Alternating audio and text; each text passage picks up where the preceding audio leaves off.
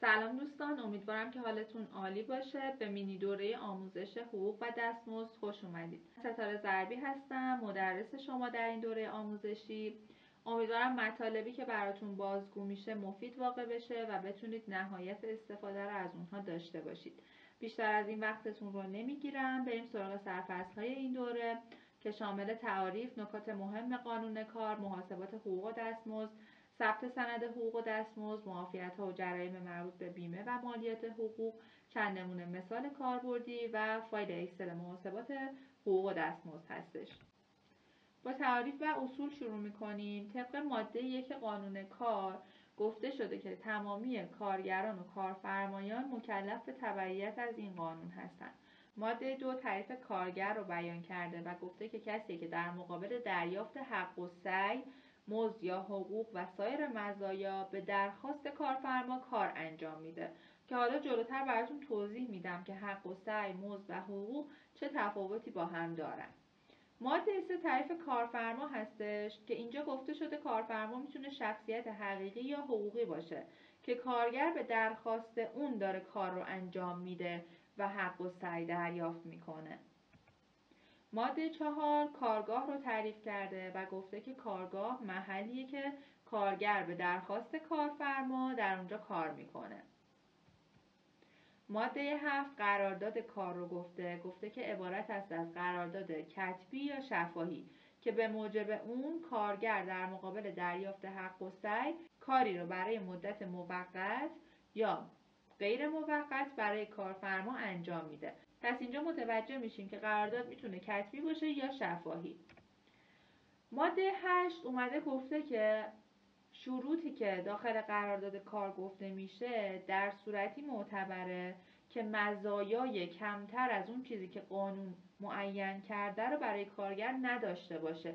مثلا چی؟ مثلا حقوق کمتر از قانون کار، اشتغال بدون بیمه تامین اجتماعی. اینها شروط باطل قرارداد هستن و معتبر نیستن و وجه قانونی ندارن. ماده 10 گفته که قرارداد کار علاوه بر این که مشخصات دقیق کارفرما و کارگر در اون قید شده باید شامل این اطلاعات هم باشه، یعنی نوع کار یا حرفه یا اون وظیفه که کارگر باید انجام بده رو داخل قرارداد باید نوشته شده باشه.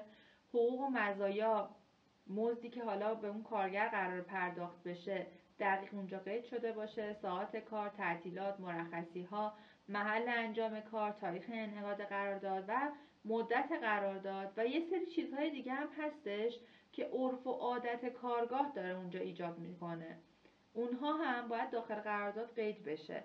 مثلا بعضی از کارگاه ها میگن تایم مثلا از ساعت 12 تا 1 تایم ناهاری هستش، یا یه کارگاهی ممکنه که تایم استراحت رو مثلا یه ساعت دیگه ای قرار داده باشه. تمام این چیزایی که عرف و عادت کارگاه هستش هم باید داخل قرارداد قید بشه.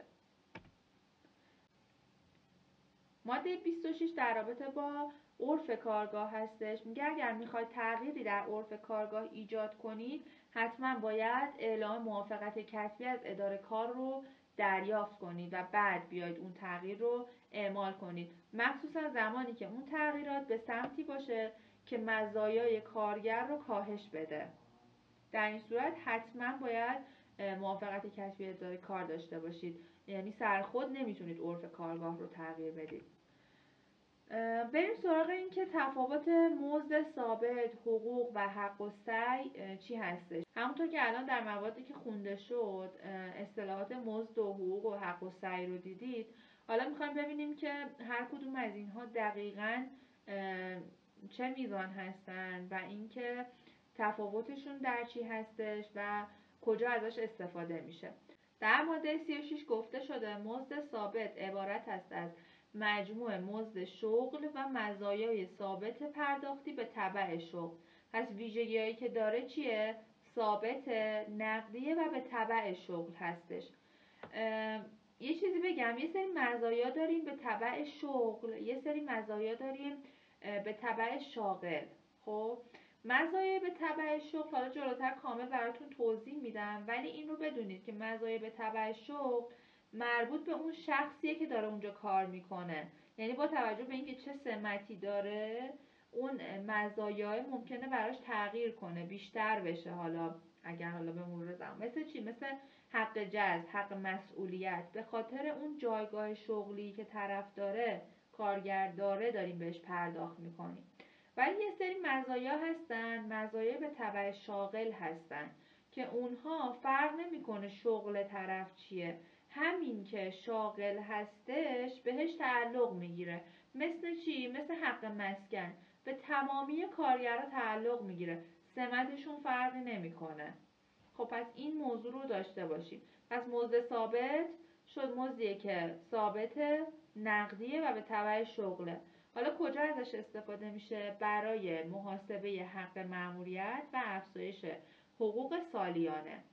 میدونید که هر سالی که تموم میشه باید افزایش حقوق سالیانه‌ای که تصویب میشه رو ما در حقوق دستمزدهایی که داریم لحاظ کنیم. حالا اونایی که سال اول کار کردشونه که اون حداقلی‌ها رو میگیرن، اونهایی که یک سال بیشتر مشغول به کار باشن جزو سایر سطوح مزدی میشن و افزایش حقوق سالیانه‌ای که دارن.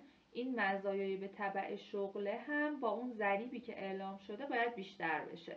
این نکته‌ای که حالا اینجا باید بهتون میگفتم، ولی خب جلوتر کامل براتون توضیح میدم.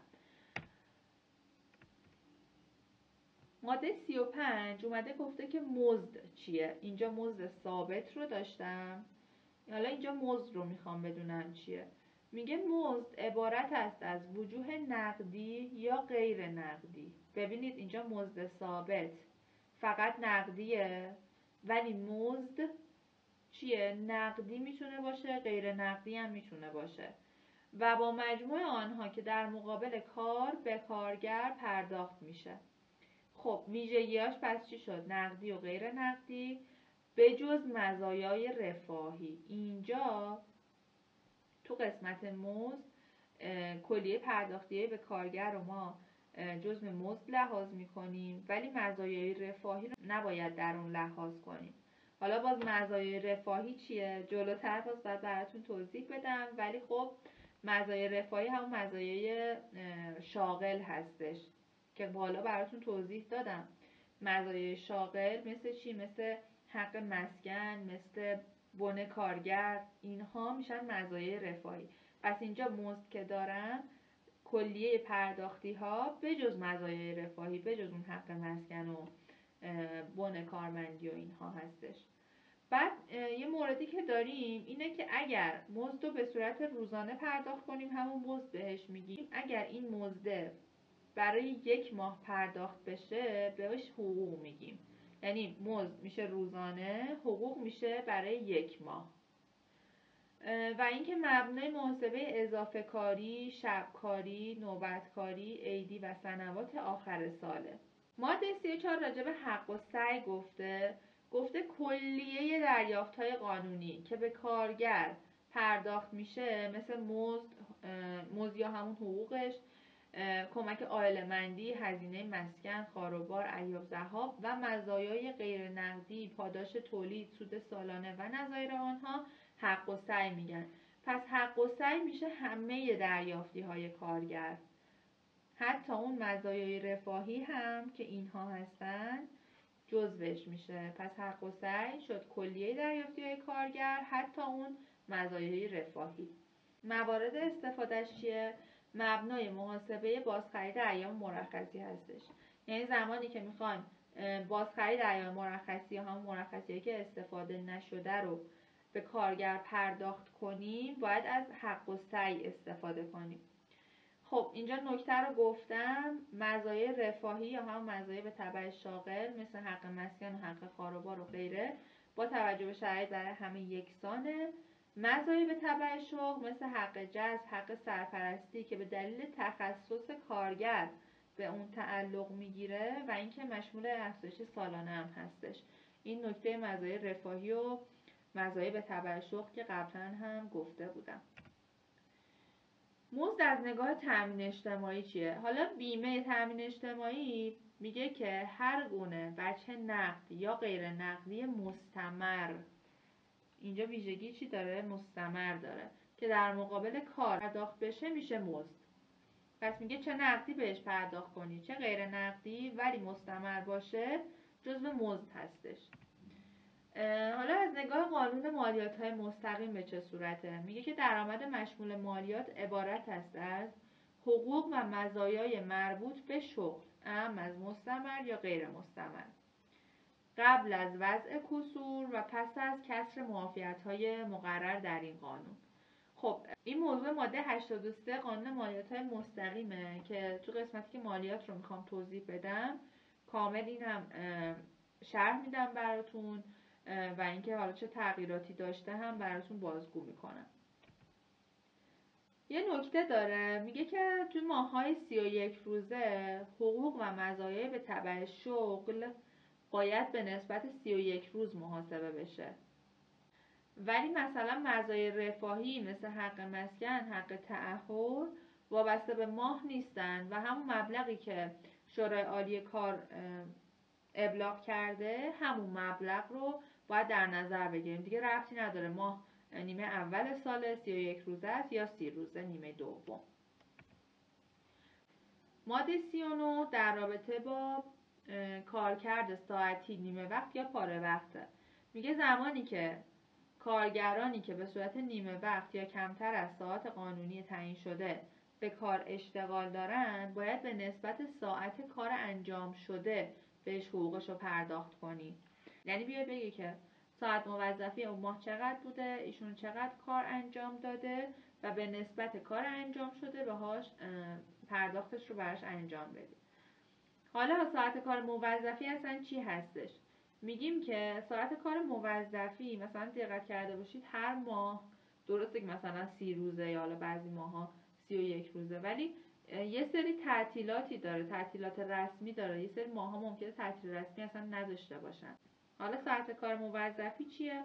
میگیم ساعت کار موظفی میشه تعداد روزهای ماه منهای تعداد جمعه منهای تعطیلات رسمی، اگرم مرخصی رفته اون هم کم میشه ازش برای اون کارمند خاص، ضرب در 7/33 میکنم. حالا این 7/33 چیه؟ میگیم که طبق قانون کار ما باید در هفته 44 ساعت کار انجام بدیم.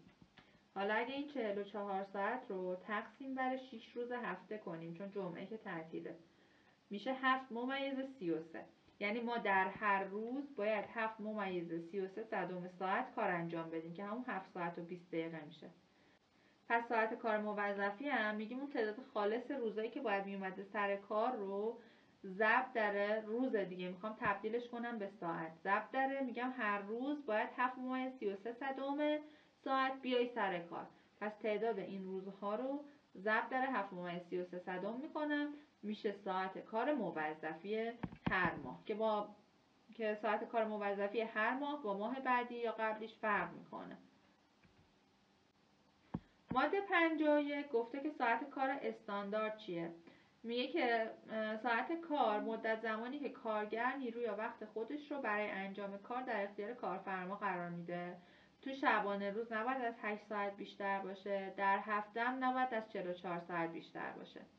پس الان من میگم که 44 ساعت در هفته تقسیم بر 6 روز هفته میشه 7/33. پس من هر روز باید 7/33 ساعت کار انجام بدم. چند روز داریم برای هر ماه؟